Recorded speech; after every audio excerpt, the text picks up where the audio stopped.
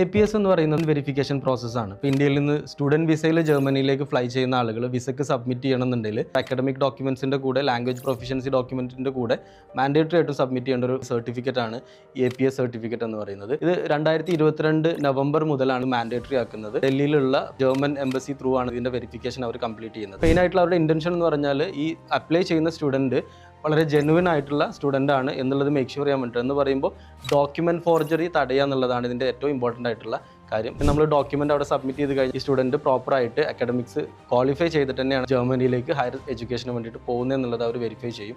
അതിപ്പോൾ നമ്മൾ ഒരു 1 or 2 months എടുക്കുന്ന പ്രോസസ്സാണ്. APS ഇല്ലാണ്ട് ആപ്ലിക്കേഷൻ മൂവ് ചെയ്യാൻ പറ്റുന്ന യൂണിവേഴ്സിറ്റികൾ ഉണ്ടെങ്കിൽ പോലും ഏറ്റവും ബെറ്റർ ആയിട്ടുള്ള ഓപ്ഷൻ എന്ന് പറയുന്നത് ആപ്ലിക്കേഷൻ മൂവ് ചെയ്യുന്നതിന് മുന്നേ APS വെരിഫിക്കേഷൻ കംപ്ലീറ്റ് ചെയ്യുക എന്നുള്ളതാണ്. പ്രോപ്പറായിട്ട് നമ്മൾ നമ്മുടെ എല്ലാ ഡോക്യുമെൻസും അങ്ങോട്ടേക്ക് സെൻഡ് ചെയ്യണം. അതുപോലെ തന്നെ അതിൽ നമ്മുടെ നെയിമിലോ അതല്ലെങ്കിൽ ബാക്കിയുള്ള എന്തെങ്കിലും ഡീറ്റെയിൽസിലോ മിസ്മാച്ച് ഇല്ലാത്ത രീതിയിൽ നമ്മളത് പ്രോപ്പറായിട്ട് ചെയ്യണം. അതിൻ്റെ പേയ്മെൻറ്റ്